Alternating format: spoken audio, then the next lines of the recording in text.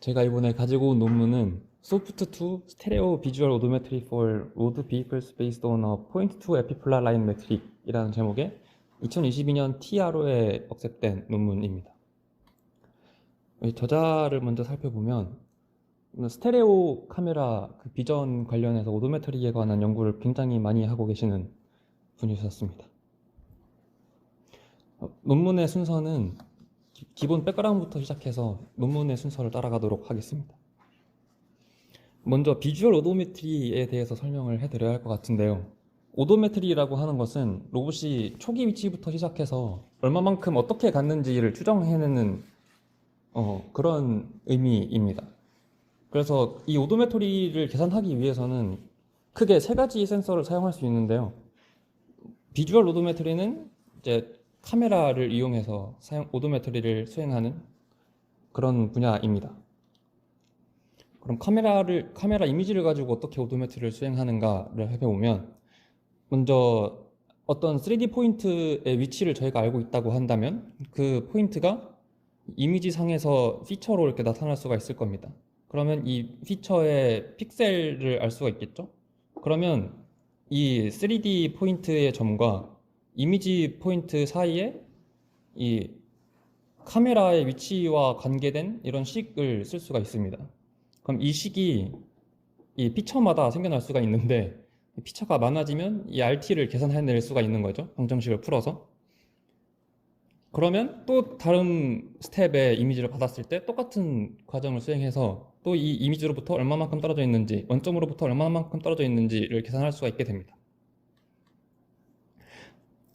그러면 이 카메라 두 대 혹은 이미지 두 개가 주어졌을 때 어떤 특이한 기하학적 성질을 생각해 볼 수가 있는데요. 크게 카메라의 위치 원점들과 그리고 피처의 지점을 생각을 해본다면 이 하나의 평면을 생각할 수가 있습니다. 이 평면을 에피폴라 플레인이라고 부르고요. 이 카메라 왼쪽 이미지를 봤을 때 어떤 피처를 찾을 수가 있고, 이 피처는 그럼 어디서 왔을까를 생각해 본다면 이 원점과 피처를 잇는 직선에 있게 됩니다. 생각을 해보면 그렇다는 걸 알 수가 있겠죠.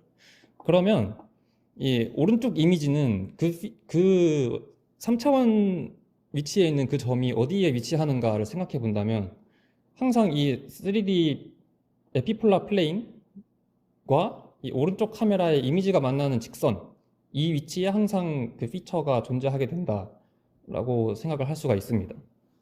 이 빨간색 직선을 에피폴라 라인이라고 하는데, 정리를 하자면 왼쪽 이미지에서 찾은 피처는 오른쪽 이미지에서 에피폴라 라인에 위치를 한다라고 얘기를 할 수가 있습니다. 이거를 식으로 좀 정리를 해보면 이 왼쪽에 있는 피처가 XL이고 오른쪽에 있는 피처를 XR이라고 한다면 이 에피폴라 플레인과 수직한 벡터를 생각할 수 있고, 그 벡터와 이 평면 사이에 있는 벡터들의 내적은 무조건 0이죠. 그래서 첫 번째 식을 쓸 수가 있습니다. 특별히 가운데 있는 이 tx 곱하기 r을 에센셜 매트릭스라는 이름을 붙여서 E라고 쓰는데요. 이 에센셜 매트릭스는 따라서 이 카메라 두 개의 이미지 사이에 R과 T, 모션, 렐러티브 모션의 정보를 포함하고 있다라고 생각할 수 있습니다. 근데 카메라 하나를 가지고 이런 여러 가지 시퀀셜한 이미지를 가지고 오도메트리를 추정하게 되면 이 업투 스케일이라는 문제에 봉착합니다. 업투 스케일이라는 게 뭐냐면, 어떤 물체가 있을 때 그 물체를 기준으로 저희가 이제 사진을 찍을 수 있습니다. 사진을 찍게 되면 이렇게 첫 번째 사진, 두 번째 사진을 얻을 수 있고, 이 사진을 보면 이렇게 생겼겠죠? 근데 이게 여기서부터 L부터 R까지의 상대적인 위치를 추정할 수 있는데, 이 위치가 정확하지 않다는 겁니다. 이 똑같은 상황이 저희가 이 물체의 크기는 모르기 때문에 두 배 큰 물체가 두 배 멀리 떨어져 있을 때 그때도 똑같은 결과를 저희가 얻을 수 있기 때문에, 그러니까 카메라 한 대를 가지고 오도메트리를 수행을 한다면 정확한 길이 얼마만큼 몇 미터를 갔는지 이 메트릭적으로 정확한 수치를 얻을 수는 없고, 그림으로 표현한다면 이 왼쪽에 해당하는지 오른쪽에 해당하는지 정확히 알 수가 없다라는 문제를 업투 스케일 문제라고 합니다. 이것을 해결하기 위해 카메라 한 대 말고 한 대를 더 사용해서 스테레오 카메라를 사용하면 이 문제를 또 풀 수가 있는데요. 이 카메라의 위치, 스테레오 카메라의 세팅을 저희가 해줄 수 있기 때문에 여기서 왼쪽과 오른쪽 카메라 사이의 베이스라인을 저희가 정할 수가 있습니다. 그럼 결과적으로 이 3D 포인트까지의 위치를 저희가 확실하게 정할 수가 있게 돼서 업투 스케일 문제를 또 해결할 수가 있습니다. 이제 논문에 대해서 들어가 보도록 하겠습니다. 논문이 제안하는 비주얼 오토메트리 방식은 스테레오 카메라를 이용한 방식이고요. 이름은 소프트2라고 이름을 붙였습니다.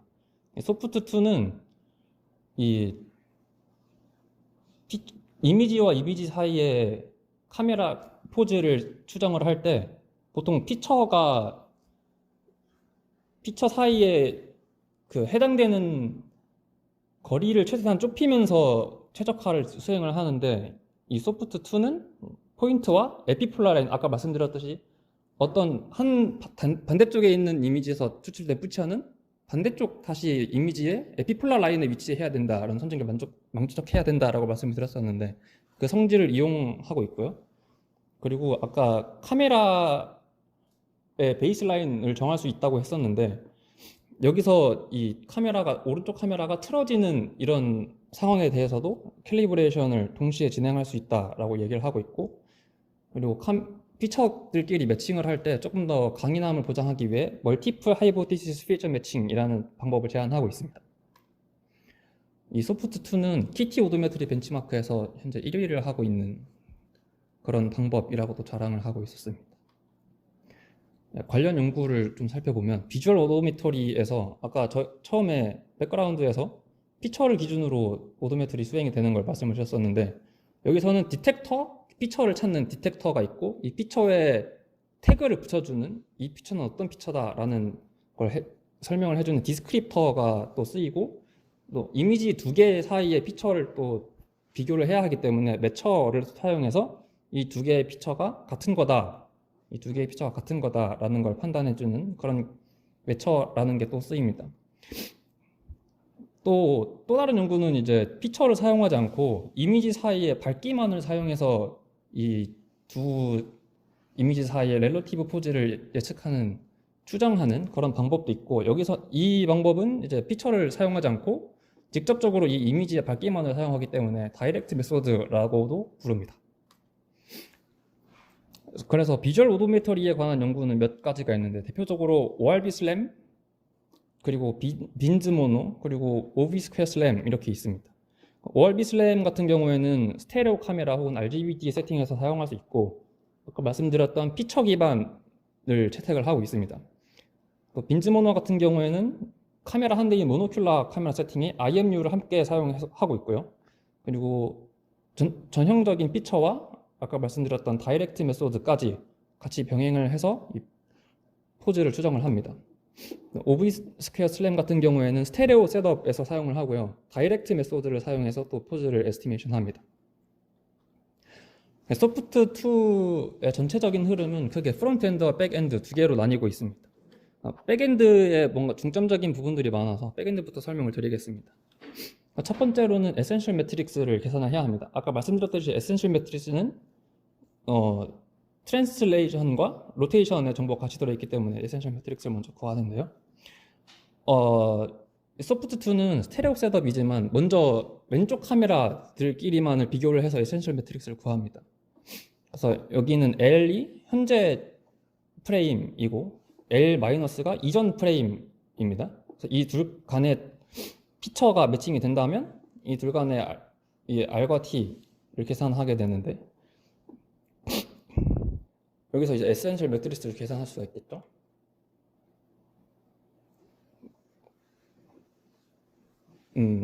여기서 아까 말씀드렸듯이 이 왼쪽 한 이미지에서 나타난 피처는 다른 이미지에서 이 무조건 에피폴라 라인 위에 있어야 이상적인 상황이기 때문에, 여기서 다른 쪽에서 나타난 피처가 에피폴라 라인 사이에 위치할 수 있도록 이 거리를 최대한 줄이는 방향으로 이 둘 사이의 상대적인 포즈를 계산을 하게 됩니다. 여기 중요한 거는 앞에서도 말씀드렸듯이 지금은 왼쪽 카메라만을 사용하고 있기 때문에 모노큘라한 상황 셋업이라고 볼 수 있고요. 따라서 이 둘 사이에 정확한 트랜슬레이션을 구할 수가 없고 여기서 나타난 t는 up to scale 한 트랜슬레이션 값이라고 생각을 하셔야 합니다. 그러면 여기서 저희는 스테레오 셋업이기 때문에 오른쪽 카메라를 사용해서 또 이 스케일을 구할 수가 있습니다. 그리고 이 스케일을 구하면서 이 스테레오 카메라가 아까 로테이션 값으로 뒤틀릴 수 있다고 했었는데 이 캘리브레이션까지 진행을 하게 됩니다. 이 캘리브레이션은 스테레오 카메라가 저희가 세팅을 하고 나서 이게 움직이지 않을 거라고 기대는 하지만 주행을 하다 보면 이 카메라 이렇게 흔들리거나 외부의 어떤 압력으로 인해서 카메라의 캘리브레이션이 조금씩 틀어지는 경우도 발생을 합니다. 이런 경우에는 이제 결과적으로 에센셜 매트릭스나 이런 정확도가 떨어지게 되는 원인이 되기 때문에 이런 것까지 보완을 할 수가 있는데요. 여기서는 아까 보셨던 첨자랑 좀 다르게 이 오른쪽 카메라가 뒤틀린 정도를 이 제타라는 변수로 표현을 합니다. 그러면 이런 상황을 생각해 볼 수가 있습니다. 여기 위에 있는 부분이 현재 프레임의 왼쪽 카메라와 오른쪽 카메라인 상황이고 여기 밑에 부분이 이전 프레임의 왼쪽 카메라와 오른쪽 카메라인 상황입니다.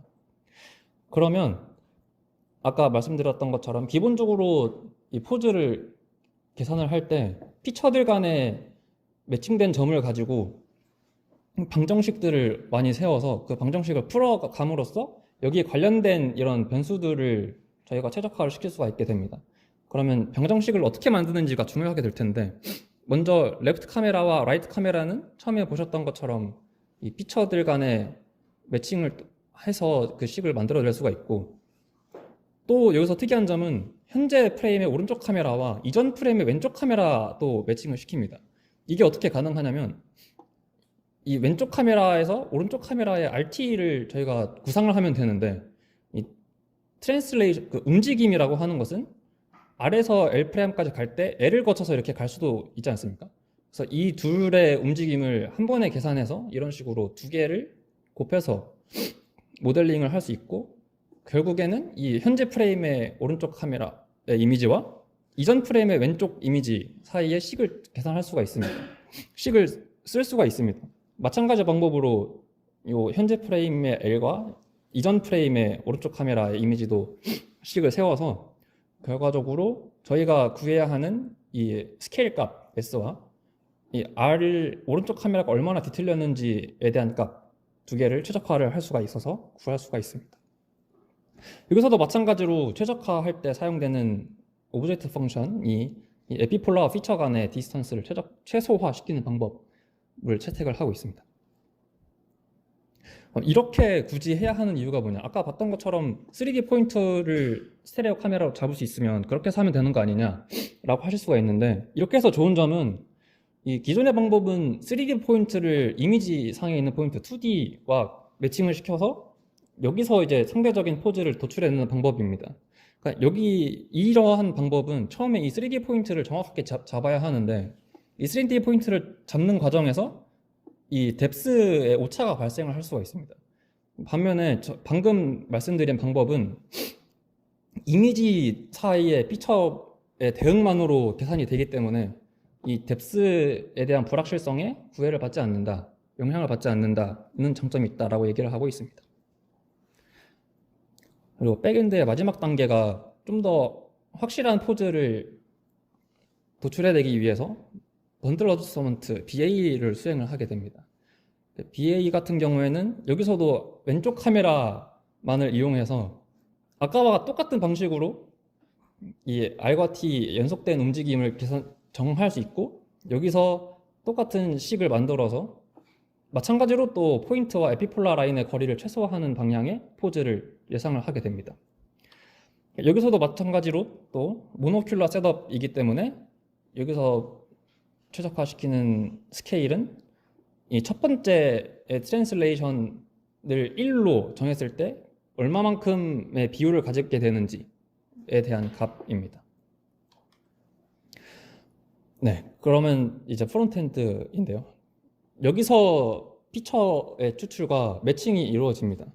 근데 아까 백엔드 쭉 설명을 드릴 때 보셨겠지만 이 모든 부분에서 피처를 사용하고 이 피처가 결국에는 이 전체 시스템에 얼마나 로버스트한 성능을 줄 수 있는가의 되게 핵심적인 부분이거든요. 그래서 이 로버스트한 피처를 어떻게 잡을 수가 있냐면, 이 이미지에서 피처는 골고루 뽑힐수록 좋습니다. 그래서 아래에 보시는 것처럼 골고루 뽑힐수록 좋은 거죠.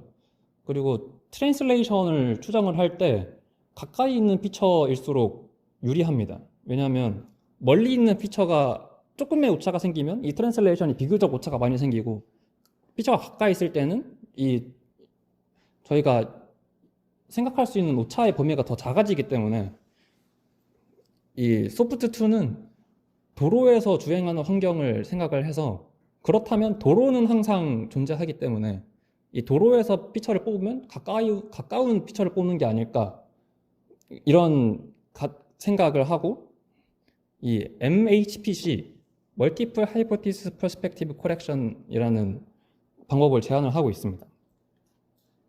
근데 기존의 방법은 아까 보셨던 것처럼 이 도로에서 피처가 잘 뽑히지가 않습니다. 이게 왜 그러냐면, 이 도로 사이에 이 미세한 피처들은 굉장히 서로 너무 비슷해서 매칭 과정에서 많이 소실되는 경우가 발생을 하기도 하거든요. 여기서 이 논문에서 얘기하는 이유 중에 하나는, 이 베이스라인이 커지면 커질수록 이 피처 사이에 같은 피처라도 보이는 모습이 많이 다르기 때문이다라고 얘기를 하고 있습니다. 그래서 이런 상황에서 왼쪽 카메라, 오른쪽 카메라에 찍히는 화면을 보면 이런 식으로 생긴다고 볼 수가 있을 텐데요. 여기서 피처를 추출을 하게 되면 이런 식의 피처를 생각할 수 있고, 여기서 빨간색의 피처를 생각을 해보겠습니다. 그러면 여기서 이 피처와 이 피처가 이 전체적인 화살표 모형 봤을 때 같은 피처인데, 왼쪽 이미지에서 봤을 때는 이런 직각의 모습을 띠고, 오른쪽 이미지에서 봤을 때는 왼쪽 예각의 형상을 띱니다.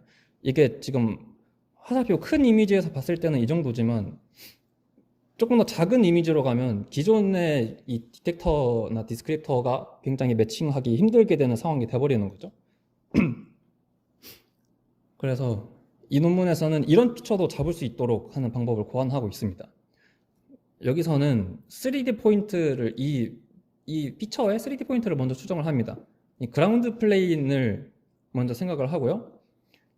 이 왼쪽 이미지에서 이 피처 방향으로 레이를 쏘아서 이게 그라운드 플레인과 만나는 지점을 3D 포인터로 생각을 하고, 이 3D 포인터를 오른쪽 이미지에 투영을 시킵니다.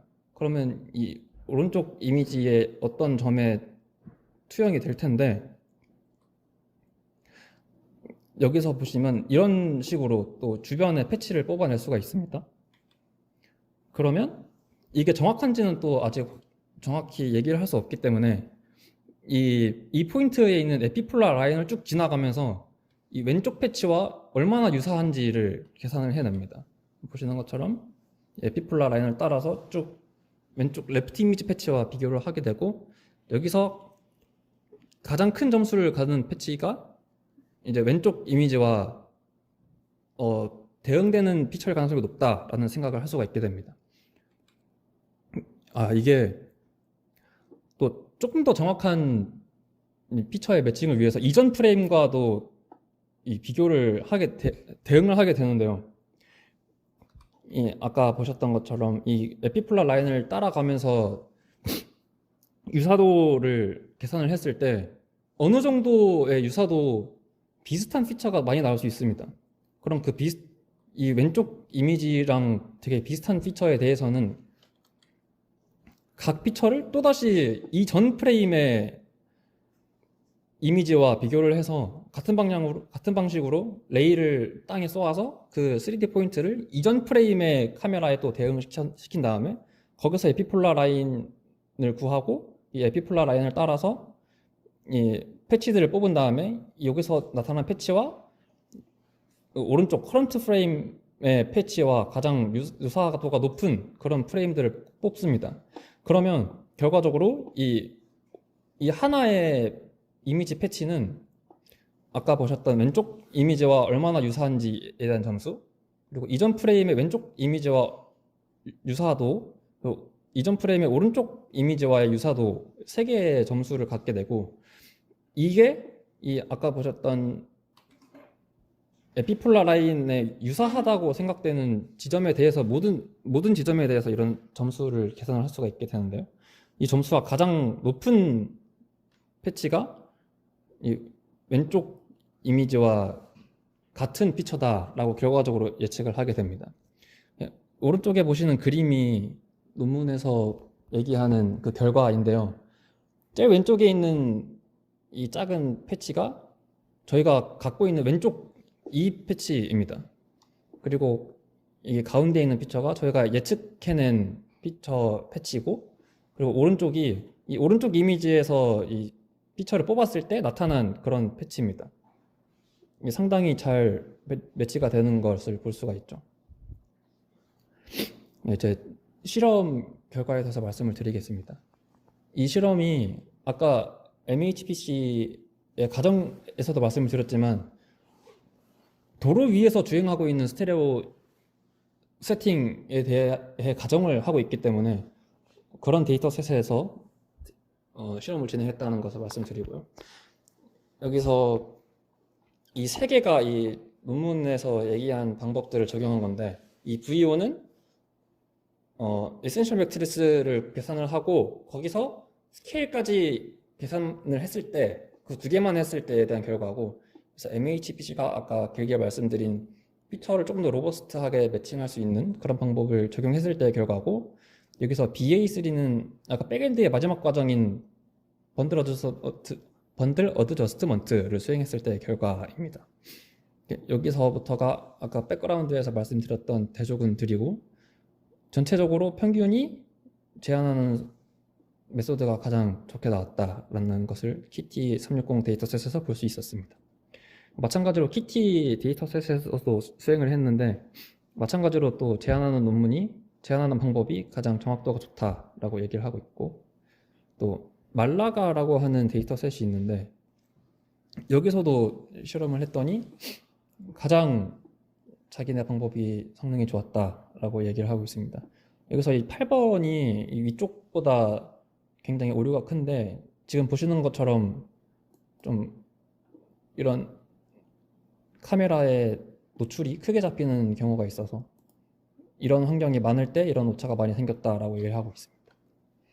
마지막으로 MVSEC라고 하는 데이터셋에서도 수행을 했을 때 소프트2 여기서 제안하고 있는 논문이 방법이 가장 정확도가 좋다라고 얘기를 하고 있습니다. 네, 그래서 결론은 이 논문은 포인트 투 에피폴라 라인 디스턴스를 최소화시키는 방향으로 카메라의 포즈를 계산을 하고요. 그리고 스케일과 함께 그 스테레오 카메라의 익스트린직 로테이션에 대한 익스트린직 캘리브레이션도 진행을 할 수 있고, 온라인으로. 그리고 에피폴라 라인 BA를 활용을 해서 조금 더 로버스트한 위치를 또 추정을 하도록 했고, 그리고 3D 프로젝션 과정을 이제 백엔드 과정에서 생략함으로써 뎁스에 대한 불확실성에서 좀 자유로워졌다라고 얘기를 하고 있습니다. 한계는 아까 말씀드렸듯이 도로에서 사용되는 스테레오 셋업에서만 적용이 될 수 있고, 또 에센셜 매트릭스의 어떻게 보면 약점 특성일 수도 있는데, 이 T와 R의 곱의 형태로 나타나다 보니까 트랜슬레이션이 0인 경우에는 이 에센셜 매트릭스가 0에 가까워지기 때문에 퓨어 로테이션만 생기는 그런 경우에서는 또 적용하기가 어렵다라는 단점이 있습니다. 이상으로 발표를 마치겠습니다. 감사합니다.